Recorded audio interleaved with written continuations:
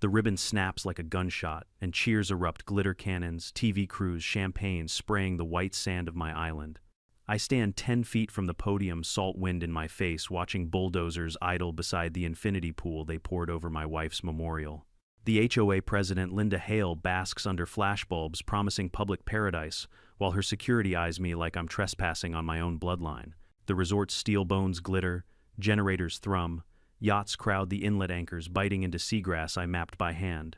My drone hums overhead time, stamping every lie. They think I lost because I stayed quiet. They don't see the deed in my pocket, the surveys in my briefcase, or the clause they never read. When the tide turns tonight, it won't be the ocean that moves. It'll be the ground under their million-dollar mistakes. Before we dive in, drop your city and local time in the comments, and subscribe so you don't miss the twist. People think an island is just a dot of land with a postcard view. Mine is a ledger written in tides, dates, and a chain of signatures that goes back 103 years. My father used to say, "Water remembers what men forget." I thought it was poetry, until the day I learned to read a shoreline the way a lawyer reads a contract. Sand moves, grass creeps. The mean high water line, what the state calls the heartbeat of property, drifts like a slow needle across a patient's skin. If you don't chart it, your inheritance becomes a rumor. My island sits a mile off our sleepy harbor, half-moon-shaped, a crescent with a white scar of beach facing the mainland and a backside of marsh so green it looks neon from the sky. The old boat shed creaks at the north spit, and the only structure my father ever allowed was a single-story cabin tucked behind a seam of palms. It isn't much. A cement cistern, a tin roof, a porch wide enough for 2 rocking chairs, one of which I keep empty in case his ghost ever decides to sit. Beneath that porch, I mounted a brass plaque for my wife Caroline. We used to count pelicans. She'd named the tamest one Frederick. I don't go to that rail much, not since the hospital, but the plaque is bolted deep. The 4 holes are sleeved with epoxy, the way Dad taught me to set anchors in old wood so salt can't swallow them whole. When he died, he left me 2 things, the deed and a waterproof journal with the word Akratian underlined on the first page. If you ever sell, he wrote in a neat stubborn hand, sell the air last. The deed is as simple as a paper crown the island, and all accretion's there too, and as lethal as a reef. Accretion is slow victory. When the sea lays a new lip of land against your shore, and the law says that lip is yours, you mark it, you measure, you make dates, your allies. I did all of that. For 20 years, I was a coastal engineer who specialized in public projects, bulkheads, jetties, tide gates. After Caroline, I took partial retirement and gave myself simpler jobs, fix my father's dock log erosion, drink coffee in a boat whose engine I tuned by ear. I didn't think I had enemies. That was my first mistake. The HOA on the mainland is called Sandglass. It used to be a fishing town, then a gated dream. Custom mailboxes, bylaws, thick enough to stop a bullet, and a board that calls itself the stewardship. They inherited a community lake, 3 pocket parks, and a superiority complex. Then Linda Hale won the presidency on a platform of coastal access for all members. She is unnervingly good at cameras. Her voice sounds like policy even when she's improvising. She never says "I want." She says the community deserves. I met her once at a county meeting about dredging the inlet. She glanced at my name tag, smiled like she'd already memorized a dossier, and floated a sentence that felt like a test balloon. "So you're the gentleman with the island. Not a question, not friendly." The sort of line a realtor uses before she pretends your house belongs in her brochure. "No, ma'am," I said, because I was raised to be polite to people who can hurt me. "The island is with me, belongs to my deed." "Deeds," she said to the room, "can be corrected." Everyone chuckled like it was nothing. But I watched her eyes track the county maps at the front of the room, the ones that showed my crescent as an unlabeled blot. That's when I wrote a note to myself, update survey this quarter. The first trespass announced itself in the engine note of a flat barge, too heavy, too confident, sloshing through the inlet at a speed that pushed wake into the manatee zone. I was on my dock with a thermos. The barge wore a Sunrise logo, Blue Harbor Resorts. Behind it came 2 skiffs, with flagging tape fluttering from their bows. Men hopped onto my beach like they were stepping off a shuttle bus. I called out then, regretted it instantly because shouting has never convinced a man who arrived to ignore you. Morning, a foreman yelled like he was delivering flowers. "We're here to stake the pier." The pier for what member access? HOA project. This is private property. I lifted my phone and took a photo of the first boot print on the dry sand above the rack line. "You're trespassing." He nodded like I'd explained Tuesday to him on a Tuesday. "We've got permissions." He pulled a crumpled paper from a clipboard printed map, a cloud of pink highlighter over my island, and the words, "Annexed parcel," in block letters, signed last week. Quitclaim deed recorded at the county. He turned the page to show the Cherry Public Purpose Amenity expansion. He and I stared at the word public until the waves made it sound like a joke. I kept my face still the way you keep your hands still over a struck match. Who signed the quitclaim, I asked. The association. He tapped his logo again. Blue Harbor's the contractor. The HOA has title. You're telling me Linda Hale deeded herself my island. I let the sentence hang there, a linen snapping on a clothesline. He shrugged. Somewhere under my ribs, something broke and slid into a quiet place. Call the office if you want to, he said, walking past me like there wasn't a world ending beneath his boots. We've got a ribbon to make. For exactly 9 seconds, I let anger script my next move. In those 9 seconds, I pictured cutting lines, spiking tires, swinging the oar that leaned against my railing. Then my father's handwriting came back to me, water remembers. I took a breath that tasted like anchors. I took another photo. Then I went to the cabin and unscrewed the gunmetal box from under the sink, the one with the drone, 2 memory cards, and the laminated survey points I'd taped to tongue depressors. I had never planned to be a spy on my own land, but nothing in my life was planned after the ICU. The next days taught me everything I needed to know about Linda's style. When a letter from me arrived, certified, notarized, polite to a fault, an HOA newsletter appeared the same afternoon, calling me a recalcitrant holdout, obstructing a community recreation vision. When I flagged the county with a preservation notice, a code officer appeared on my dock to measure the legal width of my mailbox post. When I asked the harbor master about heavy equipment operating near the manatee zone, a volunteer with a body cam wobbled through my mangroves like a lost goose. The game wasn't to win a debate. It was to tire me into impropriety and catch it on video. So I did the opposite. I installed a dash cam in my skiff and a body cam on the strap of my Tide Pack. Every morning before sunrise, I launched the drone from my porch and flew a slow figure 8 over the barge and the beach. The camera tilted just enough to capture the datum boards I placed along the dunes. I logged every delivery and tail number, each pallet of greenspan lumber and sack of cement. When they brought in a sonic hammer to drive pilings, I filmed the interval of the strikes to estimate depth. I am a courteous man by nature, but courtesy doesn't mean yielding your name to a thief. On the 3rd day, they brought the bulldozer. They cleared a path from the barge landing to the cabin. I was on the porch when the blade pushed through the grass and glinted off the brass. The driver hesitated at the plaque for maybe a second. Then he leaned into the lever, and the blade bit the wood like a shark. The sound it made was less a crash than a stunned intake of breath. The plaque slid, bounced, and vanished under sand and tire tread. I learned something about grief then. Grief isn't thunder, it's ductwork. It channels air wrong for a long time. I didn't yell, I didn't run down the steps, I thumbed the record button. Then I went inside and took a picture of Caroline from the drawer where I keep the good scissors. I propped it on the counter and told her I was sorry I'd let polite letters talk to wolves. She would have smirked. About time, she would have said, "You're at your best when you're stubborn." By the end of the first week, the project had a name, Sandglass Shores. They erected a vinyl banner on the barge with a nearly obscene amount of optimism. Renderings showed boardwalks over marsh grass and a glittering shingled lodge where my cistern sits. On the banner, the marsh was a tasteful green smear. In real life, it glowed like a warning. I didn't need to pick a fight. I needed to stack facts. So I visited the county recorder's office with coffee for the clerks and time on my hands. I requested the quitclaim deed. The paper they slid across the counter had my parcel number, an exhibit map, and a notary acknowledgement so clean it felt airbrushed. The signature block said the prior owner granted all right title and interest to Sandglass Community Association. The prior owner, according to the block, was me. "That's not my signature," I said softly. The clerk's eyes flicked to me with the sympathy of someone who knows a storm when the light changes. "We don't validate authenticity," she said. "We record what's presented." She leaned in a fraction.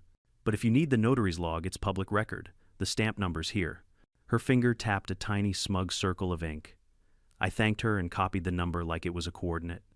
It turned out the notary worked 2 towns over in a UPS store that smelled faintly of toner and rubber bands. When I asked to view the log for the date on the deed, the manager flipped pages and frowned. "Huh," he said. "We were closed that Sunday." He let me take a photo of the page anyway, neat entries, before and after a gap on that date like a drop stitch. Somewhere inside me, the ductwork rearranged. Air flowed better. Back home, I drafted 3 letters. The first to the HOA, a demand to cease trespass, preserve all documents, and communicate solely in writing. The second to Blue Harbor Resorts and their insurer notice of title defect, reservation of rights, and an instruction that any construction after receipt would be at their risk. The third to myself, a promise written in plain pen that I would not speak a single sentence I didn't want read into evidence. I taped that promise above the kitchen sink next to Caroline's picture. On day 10, Linda arrived by pontoon boat wearing a white linen suit that didn't dare touch a speck of the island's actual dirt. 3 men flanked her in polos, board members, I guessed, or expensive echoes. She raised a hand like a queen to a subject and smiled without showing teeth. "Mr. Hale," she said. "That isn't my name," I answered. I watched the twitch at the corner of her mouth when she realized I'd demoted her by refusing a script. "Mr. She glanced at a folder, then dropped the pretense. "You're making this harder than it needs to be. You stole my land." I tilted my head toward the bulldozer trench. "You ran a blade through my wife's memorial. You signed my name on your own paper." She looked finally at the trench, and I caught it a flicker of something like human. Then it hardened. "We acted under counsel and recorded instruments. The community deserves shoreline access. You can be part of that, or you can stand in front of it." She held out a document like a trick flower. "Here's a license agreement. Generous terms. Naming rights to the fishing pier. Caroline's walk." I let the silence stretch until even the gulls gave up. Then I said, "Your problem isn't access, Miss Hale. It's the tide." She blinked. "People like her hate metaphors because they can't file them. You built your case on a line that moves," I said. And I brought a tape measure. She tucked the paper away as if I'd bitten it. "We open in 60 days, she said, turning toward the boat. "Be reasonable." "I intend to be," I said. "A judge will find that refreshing." The pontoon backed out her linen, bright as defiance, and I realized my heart had settled into something not quite calm and not quite vengeful. Purpose, maybe. Purpose with the scent of diesel and paper. That night, I spread my father's journal on the porch table and mapped the mean high-water line across 5 years of my drone photos. I marked the accreted spit that now wrapped behind the marsh like a new knuckle. I overlaid county plats that misdrew the shore as a straight line, as if sand respects rulers. Then I drafted a quiet title complaint in my head while the generator hummed near the beach and party lights flickered like a carnival that mistook itself for a lighthouse. They were building around me like they'd already won. That made them careless. Carelessness is a gift if you have patience and a camera. I took one more flight, a slow arc over the whole site. Pilings shone like a row of silver teeth. The resort renderings promised a lobby of glass, a coastal culinary experience, and a boardwalk that would let members watch sunsets over marshland that had learned to shrug off storms. I recorded the thump-thump-thump of a hammer driving a stake too far landward of the wetland flag. Then I brought the drone home by sound like a parent calling a kid at dusk. When its feet touched the porch, I checked the timestamp and whispered to Caroline, 60 days. It didn't feel like a deadline. It felt like a fuse I was content to watch burn, measuring every spark until the one that mattered. Construction exposes the character of the people doing it. Good builders measure twice when no one's watching and pack out their own trash when the truck is late. Bad ones kick rebar into the marsh and say the tide will take it. Blue Harbor had both kinds, which was useful. I didn't need them to be villains. I needed them to be themselves on camera, on paper, and on payroll records that could be subpoenaed later. I started with names. Names become testimonies when added to dates. The foreman who'd waived the quitclaim called himself Denny. His badge said, "Dennis R. Collar Site Sup." I learned he preferred lukewarm gas station coffee and used brother in a way that tried to collapse distance. The crane operator, Kendrick Louise, wore a faded cap with a pelican stitched off-center and whistled the same 3 notes before each lift. The environmental sub wore brand-new waders and called cattails nice reads. I wrote it all down in a waterproof notebook with a pencil that could scrape a thought into stone. I always greeted them. I always stepped aside. I always filmed from the edge of my right-of-way body cam, blinking like a lazy firefly. The first week after the bulldozer took Caroline's plaque, they laid out strings and batter boards for the main lodge, an L of glass promised in a rendering taped to a plywood wall. I flew the drone at dawn, panning slow and low enough to read the red Sharpie notes on their layout, foyer divided by kitsch divided by mech. I set my flight path to cross-datum boards I'd planted at high points along the dune. Each board bore a stenciled letter and a mark at last season's mean high water line. The camera saw everything the way a tide sees, everything without opinion but with perfect memory. I made public records requests, until my email looked like a fishing net: line items, attachments, server timestamps. I asked the county for communications between Sandglass HOA and Blue Harbor regarding amenity expansion and island access. I asked the State Environmental Office for any pre-application meetings. The first wave came back with predictable redactions, and one gift, a PDF of meeting minutes, where a junior planner had warned about mapped wetlands and a possible private title issue. The HOA attorney's response in the margin, captured in a scanned copy by some clerk who didn't realize black marker can be coaxed back to gray read, will record before any challenge possession is 9/10. I printed that page on thick paper so it would slap the table harder later. On day 13, a tug nosed in with a stack of treated pilings, each capped with a white plastic cone. I asked Denny where they drive, and he answered without checking whether he should. 2 rows centerline here. He thumped the sand with his boot, the way men have thumped land since we walked out of the sea. The first hammer drop set gulls screaming. The thud traveled through my ribs like a slow drum. I recorded the interval 8 seconds between blows and mapped penetration depth by the number of lifts per pile. Later, with a tide chart and soil assumptions, I could estimate how far below mean high water they punched those timbers. Below that line, the law behaves differently. Below that line, words like sovereign submerged start to walk into the room and sit down. I wanted those words seated politely behind me when we met the judge. I drove to the recorder's office again and started pulling the chain backward. Title is a rope. You tug on the knot you can see until the one you can't shows itself. My father had bought the island 47 years ago from a crabber who'd inherited it from an uncle who'd homesteaded it when the county still called it Unnamed Shoal. Each deed included the phrase that kept ringing in my skull like a bell, together with all accretions there too. A plat from 20 years back, a lazy one, had drawn the shoreline as a straight line across my crescent, shaving off a new sand tongue that had grown after a hurricane. That blob of laziness had become the HOA's favorite exhibit. If the shore was a line, their annexation map could pretend straight lines made good fences over water. So I found the surveyor who'd drawn that lazy line. Retirement had given him a garden and the need to tell the truth without risk. He invited me to his porch and poured me iced tea that tasted like regret and lemon. I hated that job, he said, flipping through my drone printouts with an old man's hunger to correct his own mistakes. The client wanted speed. We used county base layers. The aerials were post-storm. I should have set ground control and walked the marsh. No budget. He scribbled a correction on my copy and initialed it out of a habit he didn't try to break. If you need me to explain accretion to a judge, he said, I'll enjoy the day. I also renewed something my father had left sleeping, a submerged lands lease option with the state for a tiny notch of bottom adjacent to my dock. He'd secured it decades ago to protect against someone mooring a floating billboard in our inlet. Options have expiration dates. This one was within a window the statute still allowed to reactivate for the same riparian protection purpose. The clerk at the agency sounded surprised anyone remembered the file. We still have the originals, she said. Smells like the 70s. I filed the renewal quietly. A lease option on that notch was a finger wedged in a door Linda thought she could slam. Meanwhile, I drafted a conservation easement with a land trust I'd volunteered with after Caroline. It wasn't recorded. Not yet. But the language was tight: marsh buffer, wildlife habitat prohibition, on new commercial use without grantor consent. I told the director to hold it in the confidential drawer with my name on a sticky note. You're playing long chess, she said. My favorite kind. Back on the island, the lodge footprint turned into a ribcage of rebar. The deck forms for the infinity pool arced like a grin pointed at the inlet. I stood where the memorial had been and imagined teenagers cannonballing into water that had baptized every memory I owned. The anger was still there.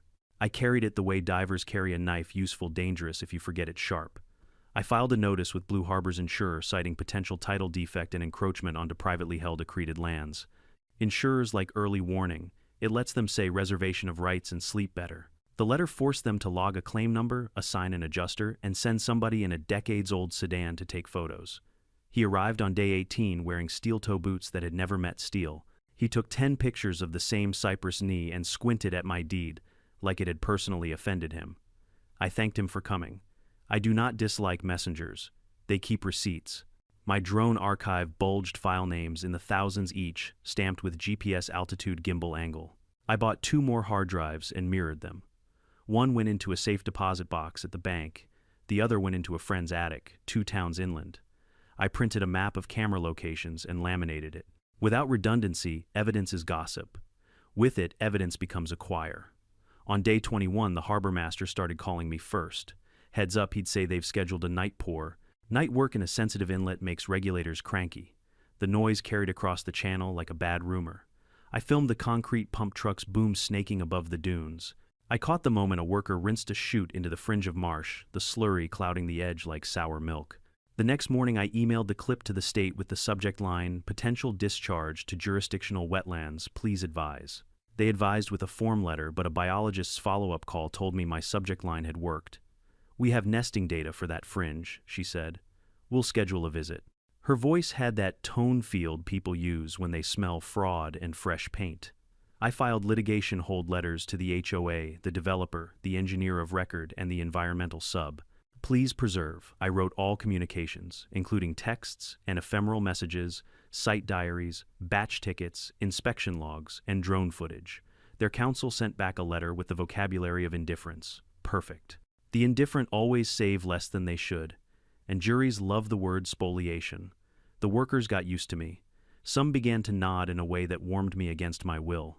On a hot afternoon, Kendrick hopped down from the crane, wiped his forehead, and asked, "You really own this whole strip?" He didn't say it like a challenge, more like a weather report. "I do," I said. "And some of what they're building is below a line that doesn't belong to them."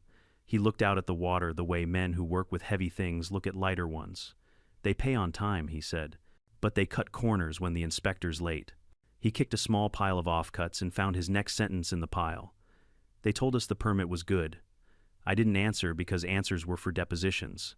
He nodded at the drone. "You're gonna win, aren't you?" I shrugged. He laughed without smiling. "You keep receipts," he said, climbing back into his cab. By day 30, Sandglass Shores had a website and a countdown clock. 72 days to paradise. In the background, a video panned across my inlet at golden hour, studiously framing out my cabin like a blemish. I archived the page 3 different ways and captured the developer's boast line by line. Board-approved annexation, new public-private partnership, enhanced coastal resilience. They said resilience, the way some men say amen, without understanding either. I spent a morning at the county GIS office asking about layers most applicants never see. One analyst showed me a glitch, an offset in the 2010 aerial mosaics that skewed shorelines a few meters seaward. Any map born from that skew would lie by inches that felt like feet. The annexation map bore that vintage. I asked for the metadata. He emailed it with a subject line that started with "interesting." By then I'd assembled my wall, the lazy plat with the straight-line shore, the corrected sketch with the accreted spit, drone stills with date overlays, the notary log showing a Sunday signing on a day the store was closed, a screenshot of Linda's soundbite about coastal access for all members next to an email where her treasurer fretted about special assessment exposure if title goes sideways. I printed the HOA bylaws too, because bullies always hide behind rules. On page 17, a line yawned wide enough to sail a settlement through no encumbrance or conveyance of common area without a 2/3 vote of all members at a duly noticed meeting. Meeting minutes revealed a board action between meetings ratifying the amenity expansion, no membership vote. I circled the clause and slept better. One evening, as the sun turned, the marsh copper and the pool form stretched like a grin that had gone on 2 beats too long. I propped my father's journal open to the page where he'd underlined Acrachian. I added my own word beneath it, patience.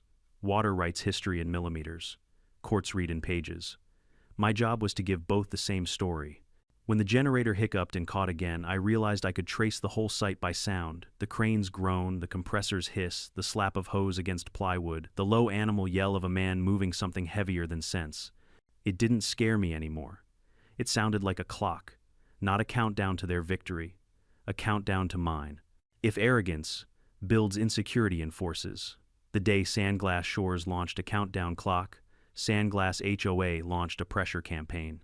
It started as a whisper, then arrived in my mailbox like junk mail in a tuxedo, a notice of compliance deficiencies accusing me of improper shoreline maintenance, unauthorized obstructions, and my favorite aggressive navigation in a community, waterway. My skiff tops out at 6 knots with a tailwind and a prayer. Aggressive it is not. Still, the letter had the tone of a middle school principal who found a slingshot during finals week. The fines came next. $50 a day for blocking amenity construction access. $100 a day for failure to remove debris from a trench the bulldozer carved through my dune. $200 a day for non-cooperation with authorized board representatives. The HOA stationery made extortion look like an invitation. Each envelope had a smiley lighthouse watermark. I logged every page, photographed every postmark, and paperclipped each to the day's drone stills. A story is easier to believe when the chapters are in order. The smear campaign bloomed like mold. Overnight, a community newsletter hit mailboxes with my photo cropped from a county meeting years ago under a headline that tasted like battery acid. Holdout blocks shoreline access for all. The article called me a squatter on community resources and implied I'd harassed workers. They quoted eyewitnesses who described me shouting obscenities and throwing tools. I don't throw tools, I sharpen them. On the back page, a spread of renderings promised family sunsets over a boardwalk that would have to levitate to avoid violation of 3 different wetland buffers. When smear didn't make me shout, they tried theater. A code enforcement officer, young and nervous, stepped off a pontoon boat onto my dock with a clipboard held like a shield. 2 HOA volunteers filmed from behind him, narrating like low-rent documentarians. Subject is approaching. Subject appears agitated. I was holding a coffee. Morning, I said, keeping my voice where the microphones couldn't later call it anything else. Badge and jurisdiction. He flushed and produced a laminated card that said he handled garbage cans and porch refrigerators. We received a complaint about, a illegal structure, he said, gesturing to my cabin built before his parents met. Your jurisdiction stops at the mean high water line, I said, pointing to a datum board. You're standing on a private dock, on private accreted lands, with a camera crew from a private homeowners association. Would you like water? He blinked. The volunteers whispered. I watched his shoulders fall into the relief truth gives decent men.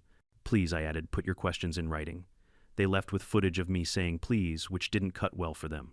The next clip they tried was better, a staged trespass complaint by a board member who boated over to my beach, threw down a towel, and filmed himself yelling, "This is public," until I walked into the frame and said, "You're trespassing." He grinned like a fisherman whose hook finally found a jaw. "Threat," he shouted at his camera. I pointed to the boundary line and read him a sentence from my deed. The clip they posted used a jump cut to trim the sentence into a growl. My lawyer would later show the full version to a judge, and the judge would ask why adults had time for such dishonesty. I didn't file my quiet title suit yet. I needed their comfort to harden into complacency. Meanwhile, I set the table. Litigation hold letters went out on firm letterhead to the HOA, Blue Harbor Resorts, the engineer of record, the environmental sub, the PR firm. And because I wanted Linda to feel watched personally to her Gmail, which she used for HOA, business. Please preserve all communications I wrote, including but not limited to emails, texts, messaging apps, ephemeral messaging platforms, cloud drives, drone footage, time cards, batch tickets, inspection logs, pay when paid correspondence, edits to public-facing web content. Their counsel responded with a paragraph that said, everything and nothing. Good. When people think preservation is a suggestion, judges hear spoliation. The pressure spilled into the harbor. A bored sheriff's deputy idled near my cove one afternoon, lights off, windows down. He waved when I waved. After 10 minutes, he announced himself over the PA like a high school DJ. Sir on the dock got a minute. His voice had the practiced calm of a man who's seen worse but not here. He wanted to make sure we all stayed neighborly. I told him we would as soon as the felony forgery and trespass stopped. He swallowed his smile. You're recording me, aren't you? He asked. Yes, I said, and I will FOIA your body cam so we can match memories. He laughed for real. God, I love a careful man, he said, and motored off. Later at the grocery store, he passed me in the cereal aisle and tapped his card against mine like a gavel. Keep it boring, he whispered. That I could do. Allies arrived slowly the way tide makes a flat rock shine. The county surveyor, a woman whose patience could anchor a bridge, called after reviewing my drone overlay and the lazy straight-line plat. It's bad cartography, she said. I'll say so in court. The harbor master, a man who knows every sandbar by the sound of a hull skimming it, started emailing me berth reservations for Blue Harbor's supply barges. Looks like night offloads, he wrote. Regulator Candy. A retired judge, my neighbor, 2 streets inland, invited me to his porch, poured bourbon that tasted like oak and caution, and said, You have the right facts. Don't lose them in the wrong story. He taught me to write a complaint like a novel act, structure themes, exhibits that talk to each other. The resort accelerated like a guilty driver at a yellow light. Pool rebar became a shell. Villas rose in a clapboard blur. A pier reached long fingers into the channel, its pilings wrapped with shiny collars. The contractor swore were turtle, safe. They were not. The environmental sub posted a photo of a heron enjoying our new habitat on Instagram and tagged Sandglass Shores. In the background, an orange wetland flag stood ironically inside a footprint. I screenshotted it, then cached it thrice. The post vanished by morning. My copy never would. I kept my humor where only I could hear it. When a bored volunteer trailed me down the beach, narrating subject is collecting shells to later plant false evidence, I picked up a beer can their crew had left and said, "Behold a wild accretion in its natural habitat." He didn't laugh, but the audio did. Then came the public safety letter, certified stern, claiming my refusal to coordinate forced the HOA to install temporary security. 2 private guards in ill-fitting black polos started standing by the pool, Forms Radio's hissing drama. They filmed me filming them until the scene ate its own tail. One afternoon, a guard told me with solemn menace, "You're on thin ice, sir. We were standing on a beach at noon in July." Bless your heart, I said too, southern for my bloodline, but just right for the moment. I shifted tactics from collection to subtle disruption, not of work but of comfort. I sent Blue Harbor a spotter's notice highlighting that their coastal permit, when I finally pried it loose through the state portal, had 3 express conditions. 1, no work within 50 feet of map nests during breeding season. 2, silk curtains deployed during all in-water operations. 3, no concrete washouts to wetlands. I attached time-stamped photos of violations for each. The project manager's reply was a temper tantrum in professional font. "Our operations meet or exceed all requirements," he wrote. His email footer included a graphic that said, "Building tomorrow." I replied with a still of slurry milk and marsh grass, and the caption, "You're building yesterday." The state biologist visited on a Thursday and stayed for 3 hours. She crouched where the pool deck would float above cattails and pushed a gloved finger into a mound of sand that still held the faint outline of a nest cup. Her eyebrows did a quiet arithmetic eggshell timeline. She measured rote notes and thanked me for the drone clips. "We get a lot of complaints," she said. "We don't get a lot of evidence." On Monday, a notice of probable violation landed in Blue Harbor's inbox and copied the HOA. I didn't gloat. My camera did it for me. I sent a letter to the bank listed on the developer's glossy brochure. It was polite and devastating the way a well-folded paper can be. I enclosed the notary log that contradicted the Sunday, signing the lazy plat versus the corrected shoreline, and the HOA bylaw requiring a 2/3 member vote for any conveyance of common area. "Your collateral," I wrote, "rests in part on improvements placed upon accreted lands titled to me and on an annexation of questionable validity. Please consider the effect of a recorded list pendens on your anticipated refinance."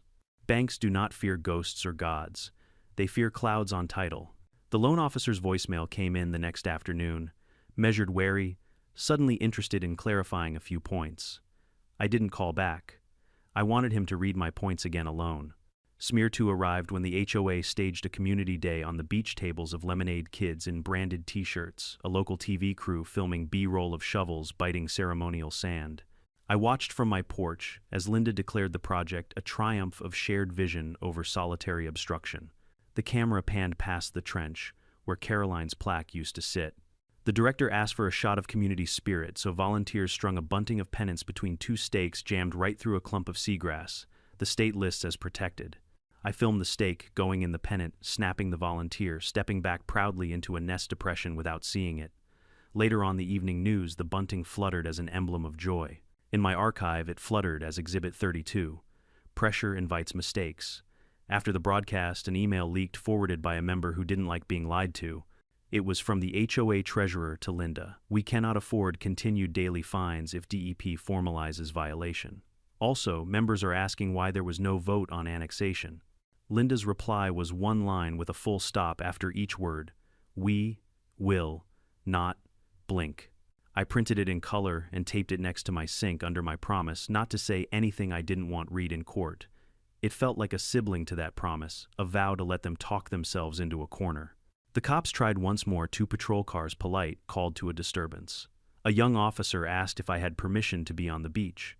I handed him my deed and a copy of the HOA bylaws voting clause. He read, mouth barely moving, then handed the papers back and said to his partner, "We are leaving." The partner looked at Linda, who'd followed them down like a queen arriving to judge a pie contest, and said, "Ma'am, this is civil." She glared the way storm clouds glare at roofs indiscriminately and with no effect on shingles. They left. She stayed and smiled like she'd invented daylight. "You're alone here," she said, soft enough the camera wouldn't catch it. "No," I said, looking at the tide. "I'm outnumbered." By the end of the month, the resort had walls and a glass grin. The HOA had invoices and headaches. The developer had a notice of probable violation on his desk, and a bank suddenly allergic to risk. And I had a record so clean it hurt to look at time-stamped drone arcs, emails like breadcrumbs, a notary log that refused to lie, an ex-surveyor eager to repent, a county analyst's metadata, a biologist with measurements, a harbor master with birth logs, a retired judge with bourbon and structure, and a community starting to realize that board meetings can look like parades on TV and still be heists on paper. At dusk, I sat where the plaque used to be and looked at the pool skeleton catching the last Sunday. The thrum of generators rolled over the channel like distant thunder, steady, arrogant, unafraid. I thought about Caroline's laugh, when I once told her a tide chart is a promise kept by the moon. "Then we can wait," she said. And we did, through chemo, through nights that clicked like bad pumps, through mornings that never got warm enough. Waiting isn't passivity. It's pressure in the right direction. I folded the bank's voicemail into my mental file and drafted one more letter, short, sharp, final. "Effective on the morning after your ribbon cutting, I will record a lis pendens and file a quiet title action. Please govern your loans and bookings accordingly." I hit send and slept 8 hours for the first time since the barge nosed in. Somewhere across the channel, Linda wrote another newsletter. Somewhere under the pool form, a nest waited for a decision it couldn't vote in. The tide crept millimeter by millimeter toward a line that moves for no one. The ribbon snapped at noon on a Saturday that pretended to be wholly blue sky gulls, drawing lazy punctuation over the inlet, a brass quartet playing a hymn to money. I stood in the back of the crowd in a clean shirt and a hat I'd reserved for funerals. The new sign read "Sandglass Shores" in script, so airy it might float off the pilings. Champagne misted the pool like rain that had lost its way. Linda's voice carried across my sand, a triumph of community. And I memorized the syllables so I could quote them later with the exact date, the exact time, the exact latitude and longitude stamped by my drone. When the last confetti fluttered onto my grass and the last influencer stopped pretending to adore sea oats, I walked home across my own beach and brewed coffee strong enough to file papers on, at 8:01 a.m. Monday, while the lobby still smelled like celebratory lemons and wet money, I recorded a lis pendens against the resort parcel. The county clerk stamped it with a number that felt like a countdown 0. In the same building, with the same calm, I lodged a quiet title action and a claim for ejectment and damages. "You're moving fast," the clerk said. "I've been moving slowly for 60 days. I answered and slid a copy into the envelope addressed to the bank. Lis pendens is Latin for "we're not done here." It handcuffs a liar's escrow and shoves a question into every buyer's due diligence report. I'd prepared the affidavit like a sermon chain of title back a century. The accretions clause underlined overlays of the mean high water line, proving several public structures sat below a line. The state cares about drone stills of pilings sunk, where sovereign submerged lands begin the Sunday notary stamp that never happened. The HOA bylaw clause requiring a 2/3 member vote for any conveyance, the absence of such a vote. I swore to every line because I could. The judge assigned to my case, Talia Morgan, was a former Admiralty lawyer who wore her hair like an argument you wouldn't win. Her clerk smiled like a man who enjoys good exhibits. When you spend months collecting receipts, handing them over feels like passing a torch to someone who knows how to set arsonists alight without raising her voice. Service went out that afternoon. HOA headquarters, Blue Harbor Resorts, their counsel of record, the engineer of record, the environmental sub, and yes, Linda, personally at her porcelain kitchen island, accepted by adult resident as the sheriff's affidavit so kindly phrased it. At 4:02 p.m., my phone buzzed with a bank officer's email proposing an urgent call to discuss potential resolution pathways. I didn't return it. I wanted the bank walking into the courtroom holding humility like a bouquet. Before close of business, I filed for a temporary restraining order to suspend resort operations pending determination of title and compliance. The motion included an emergency declaration from the state biologist about the nest cups she'd measured under the pool frame and a sworn statement from the harbor master regarding unpermitted night offloads. I attached the HOA treasurer's panicked email. "We cannot afford continued daily fines if DEP formalizes violation," and the line I loved more each time I read it. Linda's credo: "We will not blink." The law doesn't care about bravado. It cares about the weight of facts. Mine weighed so much, the digital filing portal wheezed when it swallowed them. Blue Harbor hired a crisis PR firm and a second law firm that bills in 3 digits per hour before the decimal. Their response landed fast, a memorandum calling me a disgruntled former resident. I live here, and the island community common area by annexation, it is not. They painted my quiet title action as an attempt to shake down a beloved amenity, and me as litigious to the point of pathology. They attached the lazy straight-line plat as if ink could bully tide. They didn't attach the notary log because they didn't have it. I did. The hearing for the TRO was set for Friday morning. I spent Thursday night at my porch table, making sure each exhibit had a best friend, the notary log side by side with the Sunday deed. Drone stills annotated with tied data and gimbal headings. The HOA bylaw page circled in red with meeting minutes that showed no vote. The state biologist's photos of the nest cups paired with the Instagram post of a volunteer spearing a pennant through seagrass. The harbor master's birth logs next to my night footage of concrete washout. I laminated my map overlays, not because judges need lamination, but because I needed tactile proof I'd brought bricks, not smoke. Friday morning, the courthouse smelled like floor wax and good intentions. Judge Morgan took the bench with a stack of binders that made me like her even before she spoke. Blue Harbor's counsel, smooth, expensive, optimistic, opened with a bark about economic harm to hundreds of families and irreparable damage to the community's trust if the resort were paused. He claimed I'd sat on my rights like a cat on a fence. He said public interest enough times it started to sound like a ringtone. Then he held up the annexation map, that straight-line cartoon, like a saint might hoist a relic. When it was my turn, I stood adjusted a tie I wear once a year and spoke the way a man speaks when he's had to memorize the exact shape of grief and the exact depth of a pile below mean high water. Your Honor, I said this case is heavy, with words that feel like feelings, community access, amenity. None of them outweigh title. I walked her through the rope deed to deed to deed, each with the accretions clause. I pointed to the lazy plat, and then to my corrected overlay, with the accreted spit growing like a thumb. You cannot annex a lie, I said, and you cannot convey common area without the vote your own bylaws require. I laid down the notary log like a trump card. They recorded on a Sunday, I said. The store was closed. In the back of the room, Linda's jaw ticked small and furious the way a clock ticks right before you realize you're late. The state biologist testified in a voice that could convince a hurricane to reschedule. She talked about nest windows and washouts. She held up a photo that looked like a spoon pressed into morning bread. The harbor master spoke of offloads and permits. The retired surveyor confessed his straight-line sin and initialed his correction on an easel like a man repairing a bridge plank with pilgrims watching. The bank's lawyer, to his credit, said very little, just enough to signal that if the court found a cloud on title, their interest would be materially affected. He pronounced materially the way you pronounce get us out of this. Blue Harbor's counsel cross-examined like a man trying to sculpt fog. He asked me whether I'd provoked volunteers by filming them. I preserved evidence, I said. He asked whether I'd blocked access by existing where I have a right to exist. I stood still, I said. He asked if I had animus. I have a deed, I said, and the courtroom laughed in the soft, permissible way that doesn't insult the bench. Judge Morgan granted the TRO. Her words landed like anchors. Operations paused. No occupancy, no further construction on or below alleged mean high water line, preservation of all documents and media, access for the state to survey and for the county surveyor to perform a court-authorized retracement, order to show cause why the annexation isn't void for failure to obtain the required member vote. The sheriff posted the notice on the resort's glass doors, while influencers were still posing with their first-night keycards. The lobby went from grin to grim in an hour. A couple in matching white linen stared at the paper like it was an abstract painting. It wasn't. It was law temporarily breathing on my behalf.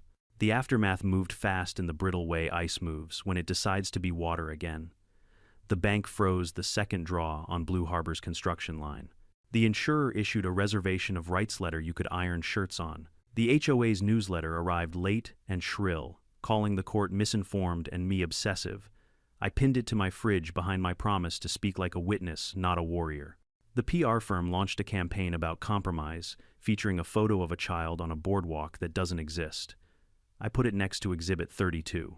Linda called a special town hall and packed the clubhouse with members wearily clutching folding chairs. I went and sat in the front row. She opened with a sermon about vocal minorities derailing shared dreams. I stood when she asked for questions and asked the only one that mattered. Did you hold the required member vote before conveying what you call common area? Silence is the most honest sound in politics. It lasted 4 beats. She said, our counsel advised, and a man in the back, the sort who builds 3 houses a year with his brothers and never misses a payment, stood and said, answer it. She didn't. The room began to turn like a tide that finds a channel and decides to use it. Over the next week, Discovery began to breathe. Subpoenas went out for emails, texts, minutes, group chats, drone footage, metadata. My litigation hold letters matured into something with teeth. The HOA's counsel filed a motion to limit scope. The judge denied it with a margin note that felt like a smile. Spoliation risk is real. Preservation is paramount. The environmental agency's probable violation converted into a formal notice with a compliance schedule that would cost someone more than they'd budgeted. The county surveyor marched the marsh with a staff and a notebook and returned with a line the annexation map could not swallow. One morning, I launched the drone and let it hover at 200 feet over the lobby doors, while workers idle and apologetic swept confetti that hadn't been allowed to dissolve into the story. Blue Harbor's project manager glared at the notice taped to the glass, the way a boy glares at rain that cancels the game. I didn't gloat. I had a hearing schedule to meet and a memorial to rebuild. At night, with the generators finally silent, the island sounded like itself again, small waves slapping pilings, fiddler crabs working their algebra owls, grating everything. I set Caroline's picture on the porch rail and told her what had happened in court. We're not finished, I said, but we showed them Tide has a lawyer. In the distance, the infinity pool held perfectly still, a trapped mirror. It would not open this season. It might never open as a place to drink and forget. I had other plans written in the rider of an old deed, and the patience of a man who counts pelicans because someone else taught him how. The morning after the TRO, Linda motored past in a skiff alone. No linen suit, no cameras. She slowed near my dock and stared like a traveler reading a sign in a language she doesn't want to learn. You could have taken the deal, she said. We offered your wife's name on a pier. I tapped the rail where the plaque had been. You bulldozed her first, I said. Now we'll rebuild in stone. The skiff idled. The tide turned with that subtle clutch you feel more than see. She opened her mouth, then closed it, and powered away without a word. I brewed coffee and opened my father's journal to the page where he'd written in underlined capitals, hold your line. A lis pendens is a line. A tro is another. So are the mean high water mark, and the bylaws the HOA failed to read. Lines brought us boats and bridges and fare maps. The resort for now was a glass grin frozen mid-laugh. Paper had hands. They were on its throat politely. The TRO stopped the party. The hearing on the preliminary injunction would decide whether the music stayed off for the season or for good. In the week between, Discovery peeled back like old paint. What flaked off wasn't pretty group texts where board members celebrated steamrolling the old guy, a draft newsletter titled Defamation Shield in the PR firm's Google Drive time-stamped photos of concrete washout relabeled test, water. We numbered everything. Evidence is a choir when it sings in order. Judge Talia Morgan called us at 9:00 a.m. Sharp bench stacked with 3 binders that had cost me a dozen late coffees and 2 new printer cartridges. Blue Harbor's counsel came ironed and unflappable. The HOA's lawyer looked like a man who had slept under a desk. Linda arrived in a gray suit that had nothing to do with linen or applause. I took the same seat I'd taken for the TRO and set my father's journal page marked at hold your line inside my briefcase like a small, stubborn saint. The county surveyor went first.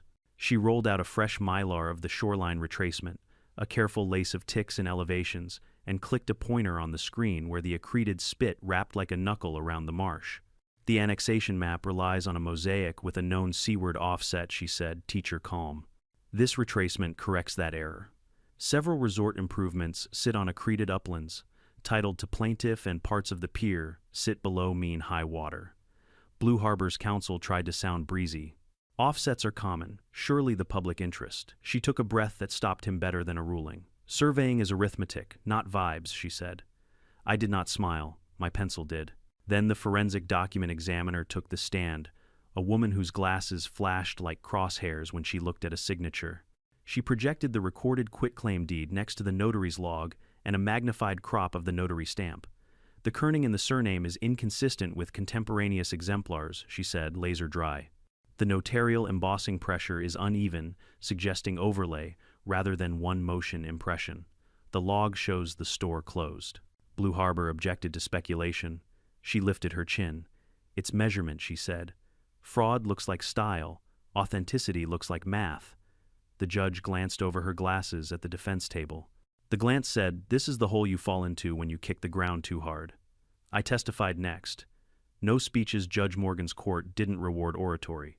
I did the workman's version: dates, files, photos, coordinates, my body camera blinking like a metronome in the clips. Their cross came wrapped in insinuation. "You hate the HOA, don't you?" counsel asked. "I hate forged deeds," I said. "You disrupted their access," he tried. I stood on my dock, I said. "You hoped the resort would fail so you could feel powerful." "I hoped my wife's memorial would survive a bulldozer," I answered, letting the sentence lie there like a plank across a creek. He pivoted to the drone. "How many hours did you spend spying, documenting?" I said. "Enough to make sure memory didn't have to guess." The state biologist brought photos of nest cups and measurements that made laughter an unwise response. The harbor master brought birth logs and a voice that had ordered ships through storms. The retired surveyor confessed his straight-line sin again, this time with a humility that filled the room. When Blue Harbor attacked him for sloppiness, he nodded. "Yes," he said, "and now I fix it." Jurors love repentance. So do judges who have seen men fake it. The HOA's turn smelled like desperation in fresh folders. They brought a community benefits expert who pronounced sunsets like a deliverable. They paraded a mother who testified her children wanted a boardwalk. The judge thanked her and then asked the HOA counsel whether those children had been allowed to vote on conveying common area. He tried to laugh, then remembered where he was. "That clause is aspirational," he said. "No," Judge Morgan said, tapping the bylaws, "it is a rule." Her gavel made a small, satisfied sound. I drew a tiny check mark in the margin of my notes next to bylaw section 7.3. Then came the part I hadn't expected: the phone records. My lawyer had subpoenaed the HOA's group chat metadata after a member slipped us an email subject line that smelled like smoke. The return arrived the morning of the hearing, stamped and indexed with a gift in the middle, a 1218 a.m. Message from Linda to the board, sent 2 days before the Sunday deed reading. "We must have this recorded by Monday. If the notary won't meet, we find someone who will stamp. Eyes on the prize." The room made that tiny inhale courtrooms make when everyone grows up at once. The judge's pen paused. "Miss Hale," she said, "you will be hearing from me regarding this message." Blue Harbor launched a last assault, an economist to testify about sunk costs and how pausing operations would cost millions per quarter and devastate seasonal bookings. "Devastation is not a legal interest," Judge Morgan said, not unkindly. "Title is." The economist tried to explain community welfare. The judge asked whether community welfare included obeying bylaws requiring member votes. He said he couldn't speak to that. "Precisely," she said. By lunch, opposing counsel's tone had migrated from victory to salvage. The bank's lawyer rose surprisingly candid. "Your Honor, we seek to protect our collateral," he said. "We desire clarity more than speed." It was a surrender without white flags. The insurer's counsel echoed with the music of a reservation of rights letter. "Coverage may be affected by allegations of knowing falsification," she said. Linda's jaw ticked again. You could tell when she was counting the minutes between headlines. After lunch, the PR firm's project manager took the stand under subpoena. He was crisp until the exhibit started arriving screenshots of drafts with file names like Holdout, Smear, V3, Final, Final 2. My lawyer clicked one, a list of messaging pillars. Pillar 2 read, "Old man versus progress equals frame as eccentric obstruction." Pillar 4 read, "If sued, play shared vision and bridge building, and invite to ribbon in exchange for silence." The judge did not look amused by pillars. Counsel objected that public relations strategy is not relevant to title. "It's relevant to bad faith," the judge said, "and bad faith is relevant to fees." You could feel the HOA accountant, wherever he was, reach for a calculator and then for antacids. We ended with me. My lawyer asked one question. "Why did you wait until they finished to file?" I could feel the defense smile, finally a point. I told the truth. "Because when arrogant men draw straight lines across water, Your Honor, they commit their sins in concrete. I wanted the court to see them, and because I knew a lis pendens would freeze money better when the ice had already formed." Judge Morgan wrote something that looked like a star. Her ruling came the next morning. She spoke for 17 minutes, each one a brick. She found a substantial likelihood that 1. I held title to the island and its accretions, 2. The HOA lacked authority to convey any claimed interest without a 2/3 member vote.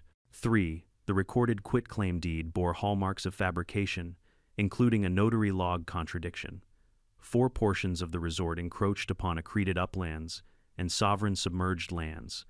And 5. The balance of equities favored preserving the status quo. She converted the TRO into a preliminary injunction. Operations halted pending trial. Occupancy barred. She ordered a court-appointed special master, a crusty surveyor with the manners of a good compass, to retrace the shoreline and the mean high water line using new control points and a joint inspection by state regulators.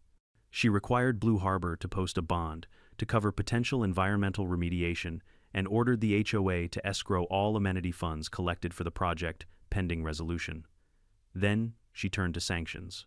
To the extent any party failed to preserve documents after receipt of litigation, hold letters, she said, looking over the rim of her glasses, this court will consider adverse inferences. She directed the HOA to produce the original notary journal if it existed, and the phones used for board communications for forensic imaging. The PR firm got an order to produce all drafts metadata intact. The bank was told to hang tight. The insurer was granted leave to intervene on coverage questions later, and then came the line that made Linda finally blink. Based on preliminary evidence, the judge said the court is referring the purported quitclaim deed and related filings to the state attorney for review. A referral is not a charge, it is a storm warning flag. The HOA's newsletter that week was a masterpiece of non-information. Temporary pause to ensure compliance with our high standards. It chirped as if the court had awarded them a trophy for neatness. Commenters were less polite. Who voted for this, a woman wrote. I sure didn't. Another asked whether amenity assessments would be refunded.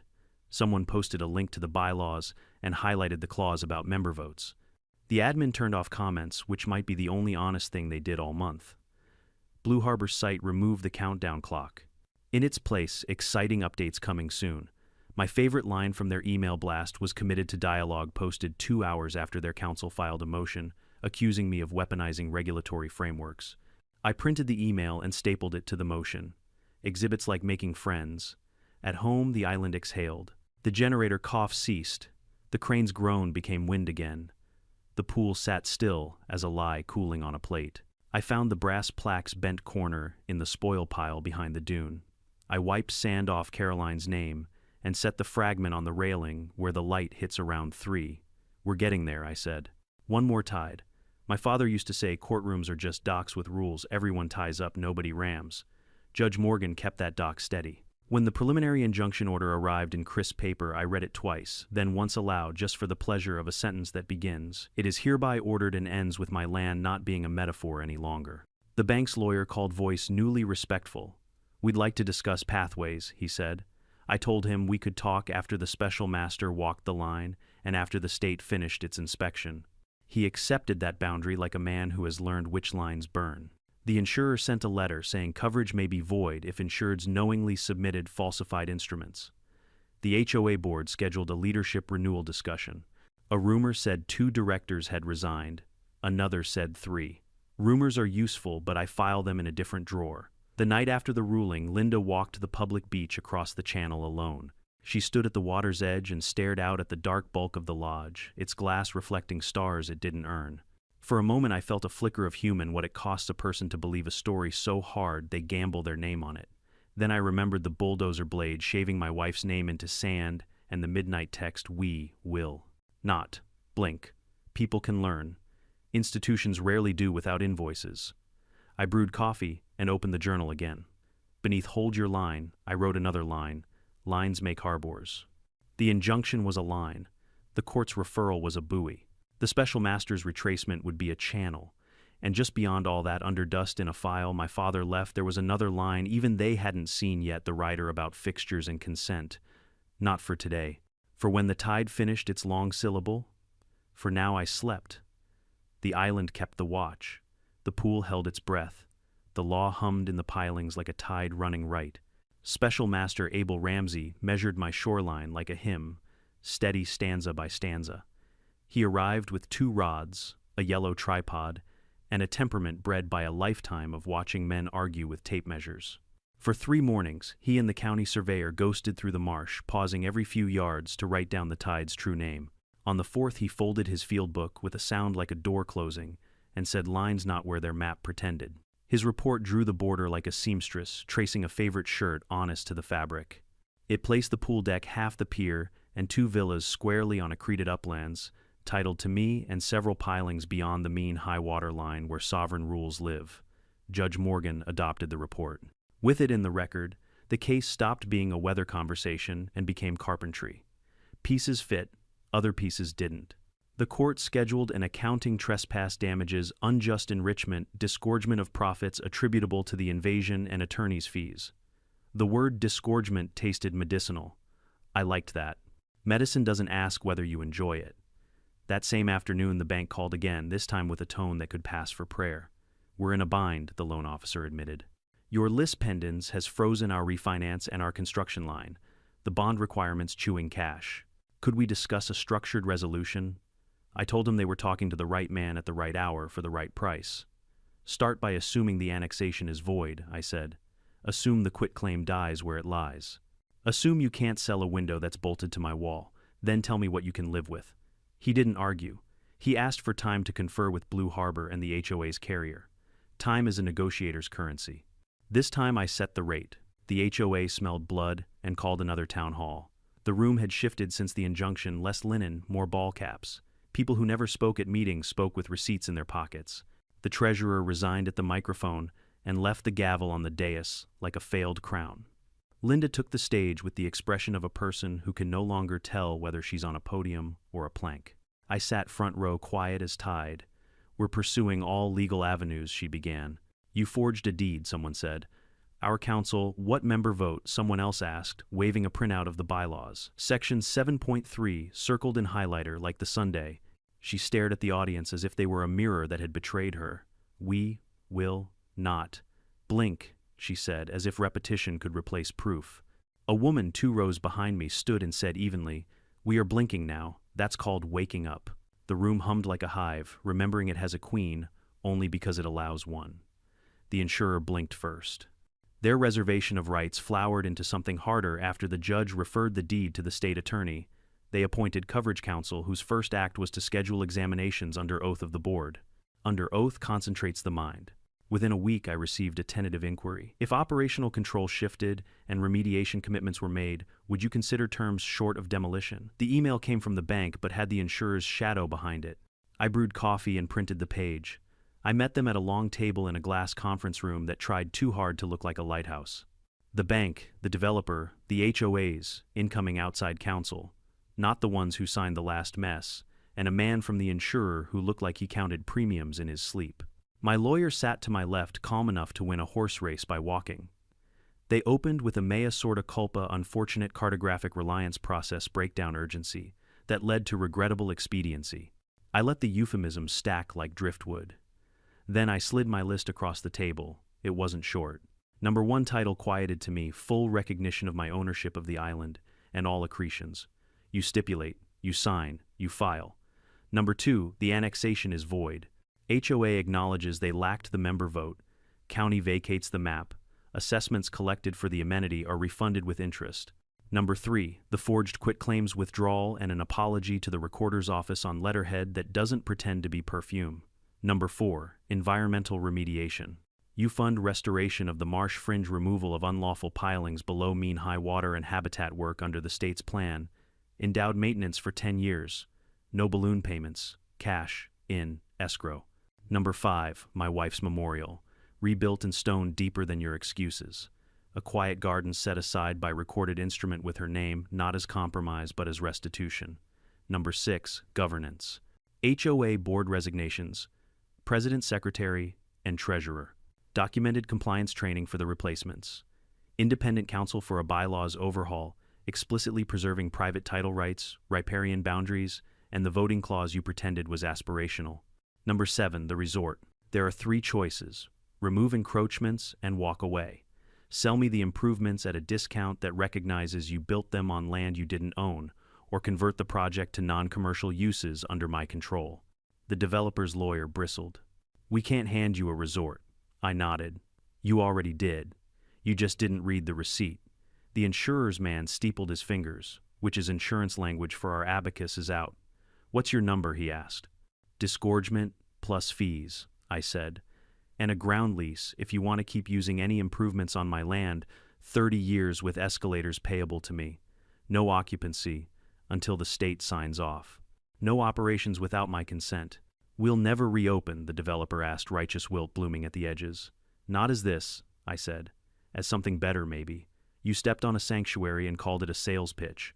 We start from that sin and walk toward service. That's when the bank surprised me.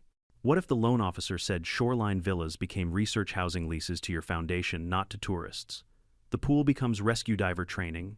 The pier becomes a state-monitored observation deck. Blue Harbor takes a loss and saves face by endowing a coastal lab. Silence can be tactical or sacred. This was both. I pictured Caroline's plaque in a garden where kids learn to read the tide the way you read a friend's face. I pictured a classroom where a crane used to strut pelicans landing on pilings that finally belonged to the right side of the line. The insurer liked the word endowment. The bank liked any sentence that ended without foreclosure. The developer liked the oxygen of a narrative change. The HOA had nothing left to like except survival. Add 2 conditions, I said. Operational control sits with me through a new entity, an independent research reserve. And the boardwalk you promised members becomes a public path along the non-sensitive edge built to the state's specifications. Open sunrise to sunset with 3 plaques. One that teaches accretion, one that warns about hubris, and one that tells a small true story about a man who put his wife's name in brass and meant it. The insurer's man said, "We'll pay for the signage." I shook my head. "You'll pay for the stone." We papered the deal over the next week with more clauses than a Dickens novel. The stipulation to quiet title read like a confession in Times New Roman. The county vacated the annexation. The HOA scheduled a member vote on a new board slate. The old guard stood down with statements that managed to be both contrite and evasive. The state signed a consent order remediation schedule monitoring plan fines commuted to habitat work. Blue Harbor executed a deed of improvements, not to me directly but to the new reserve, and the bank took a write-down that hurt enough to teach without killing. The insurer wrote checks, like a man filing weather.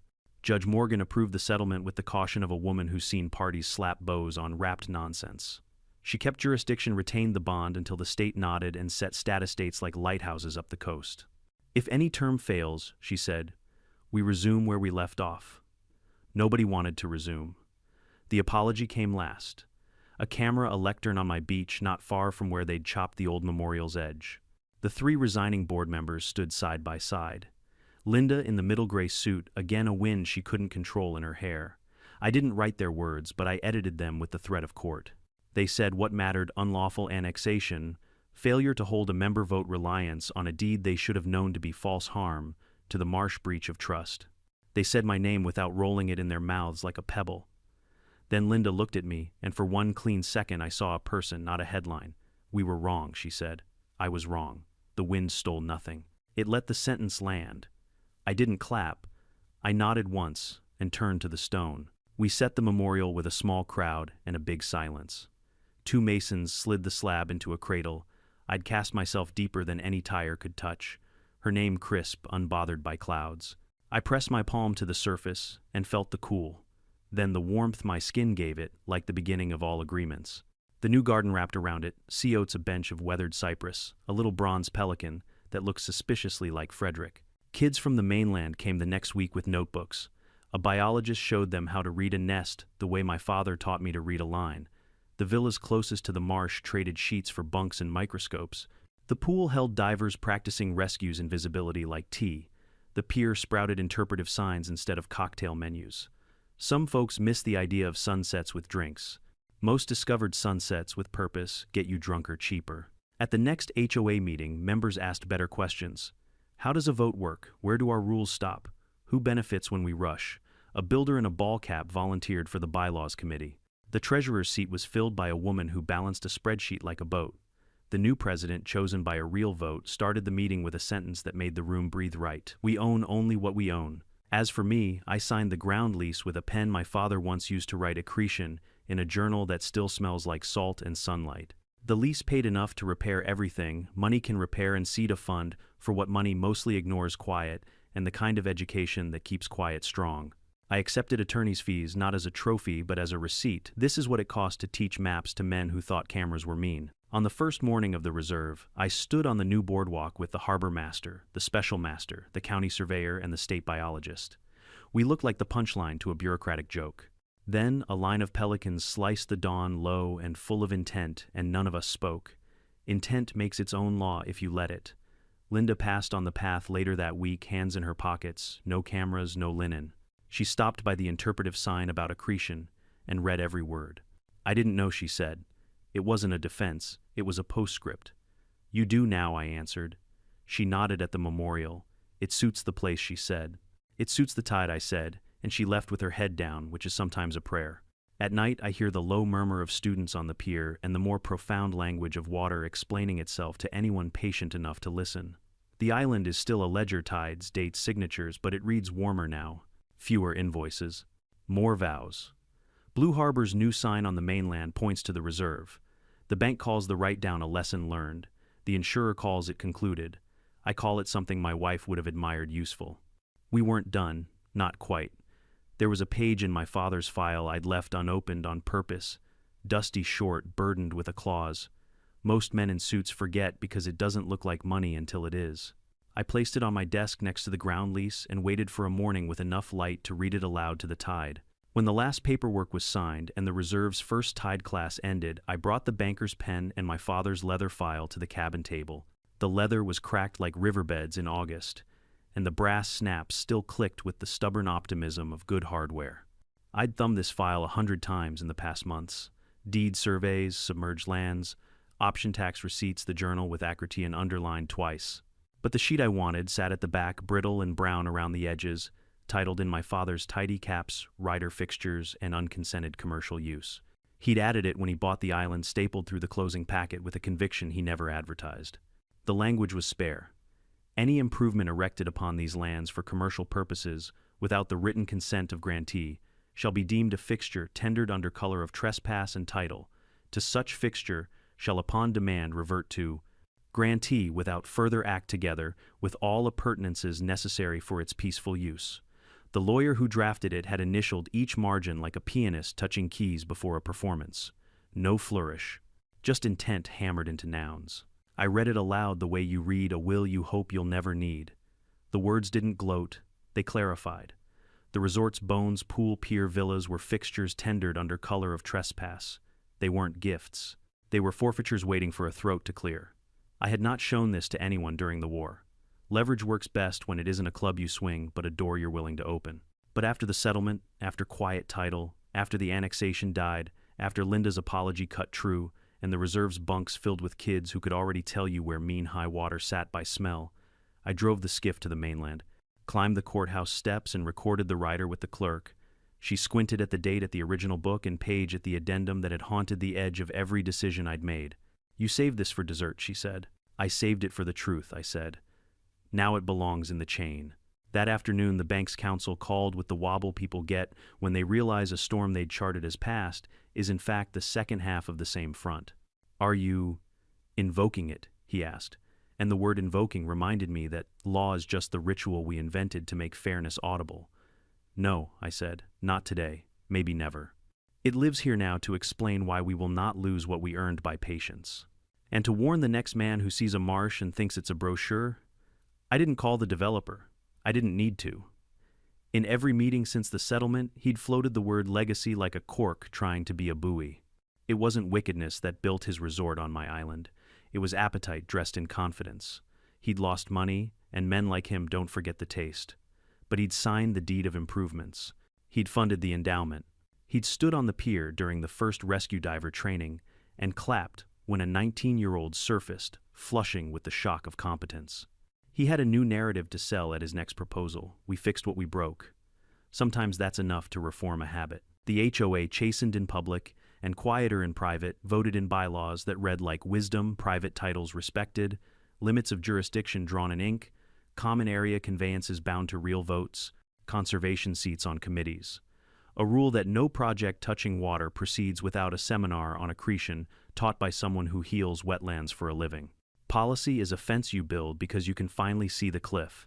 On a Wednesday full of blue, I hosted a picnic on the boardwalk for the people who took my side. Before it was safe, the county surveyor's shoes, muddy smile, clean, special master Ramsey hat brim permanently honest, the harbor master arms crossed. Like a mast, the state biologist hands everywhere at once, pointing, measuring, blessing the retired judge, bourbon not required anymore. My neighbor who first slipped that email. We ate sandwiches that tasted like relief, and watched a class learn the etiquette of tide step, where you can note what you touch, leave the place truer than you found it. Are you going to tell them? The surveyor asked Chin, flicking toward the classroom, then the villas, then the pool, pretending with surprising dignity to be a tool. About the rider, I said.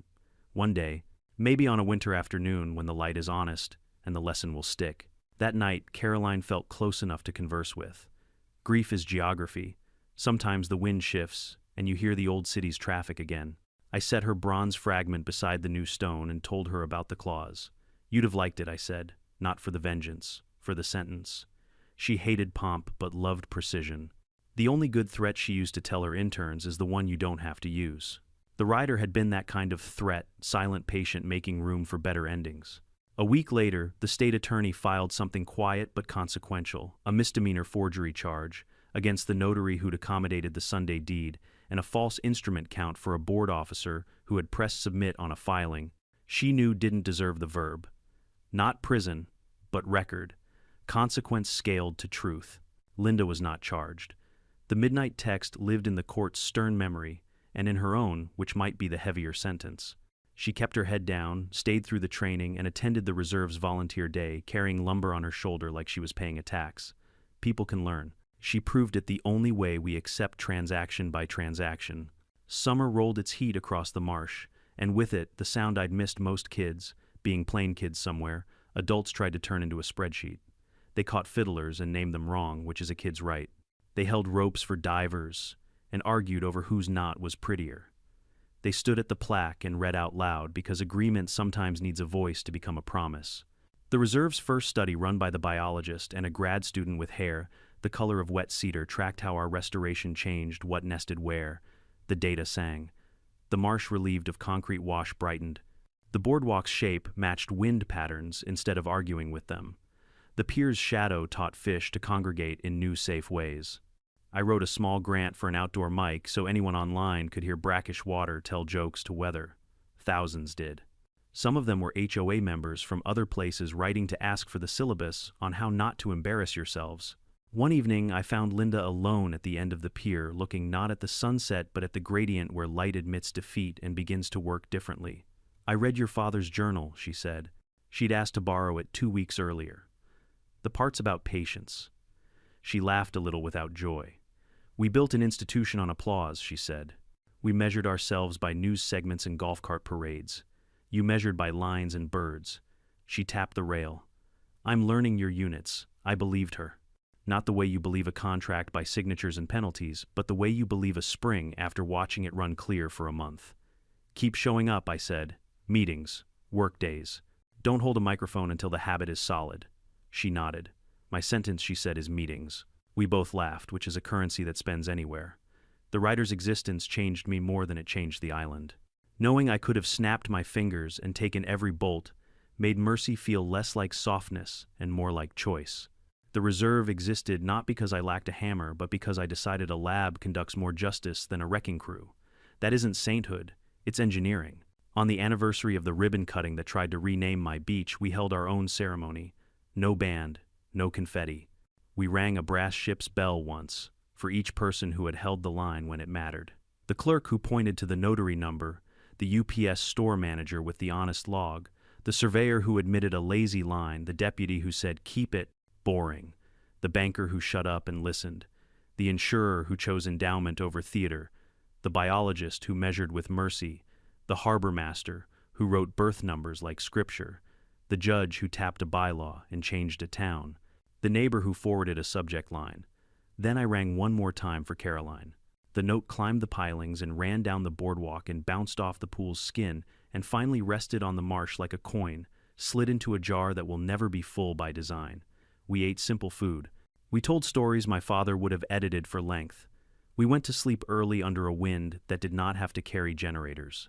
On my desk, the writer sits beneath a sheet of glass, not as a threat, but as an exhibit in a small museum of the way we chose to live. Kids press their palms against the glass and ask how words can turn a hotel into a classroom. I tell them the truth. Words are just screws.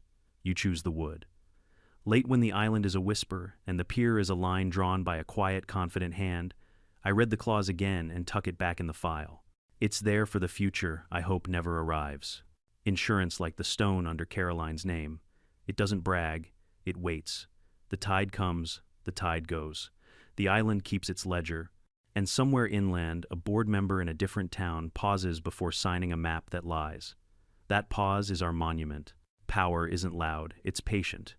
I learned that the hard way, standing on a beach where my wife's name was scraped into sand by people who thought applause could replace law. Paper isn't romantic, but it remembers. Maps, deeds, bylaws, tide charts, hold your line with them, and you don't need to shout. You don't have to burn what you can rebuild smarter. Mercy counts more when you could have crushed and chose to convert. If you're facing your own HOA moment, someone bigger, louder, certain collect receipts, not rage. Find the clause they didn't read. And when the tide turns, use its strength, not your temper.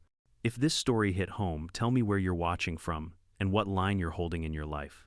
Drop your city and local time in the comments, subscribe for more HOA justice tales, and share this with someone who needs a reminder. Patience is a win condition.